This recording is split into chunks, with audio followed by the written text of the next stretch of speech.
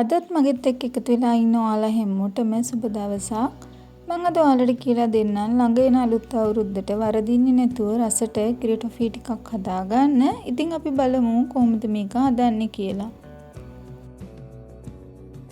මම ඉස්සෙල්ලාම ග්‍රෑම් 390ක පොඩි මිල්ක් මේඩ් එකක් අරගෙන මේක මේ විදිහට භාජනයකට එකතු කරගන්නවා.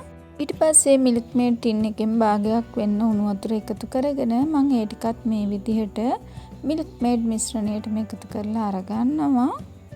ඔයගොල්ලෝ උණු වතුරම අරගන්න, ඇල් වතුර ගන්න එපා. තව අපිට ඕනි වෙනවා සීනි ග්‍රෑම් 400ක්. මම සීනි ටිකත් මේ විදිහට භාජනයට දාගෙන මේ ටික දැන් ලිපේ තියාගන්නවා. කිරි ටොෆී හදනකොට අපි අනිවාර්යයෙන්ම ලිපේ ගින්දර අඩුවෙන්ම තියාගන්න ඕනි. ලිපේ ගින්දර අඩුවෙන් තියාගෙන මේ විදිහට නොනවත්වාම මේ මිශ්‍රණය හොඳට අපි හැඳි ගන්නත් ඕනි.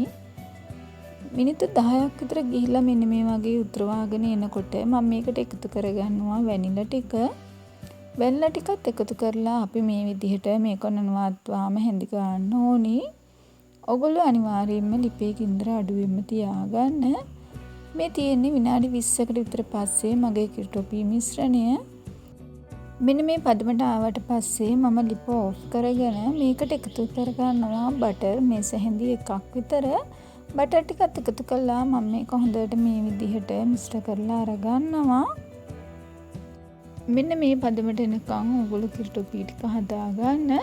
ඊට පස්සේ මම කිරි ටොෆී ටික මේ විදිහට බටර් ගාගත්ත භාජනයකට එකතු කරගෙන කෑලි කපා ගන්න තමයි හදන්නේ.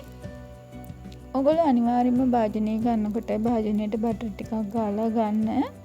ඊට පස්සේ කිරි ටොෆී කපන පිහියෙන් මේ විදිහට බටර් තවරලා අරගෙන තමයි ඔයගොල්ලෝ මේ කිරි ටොෆී කෑලි කපා ගන්න ඕනේ. එතකොට ලස්සනට කැඩෙන්නේ නැතුව අපිට කිරි ටොෆී කෑලි ටික හදා ගන්න පුළුවන්. ඉතින් මේක පැයක් විතර වේලෙන්න තියලා තමයි මම දැන් මේ කෑලි ටික වෙන් කරගෙන තියෙන්නේ. ඉතින් මේ කෑලි හරිම ලස්සනට ඇවිල්ලා තියෙනවා. ඒ වගේම හරිම රසයි.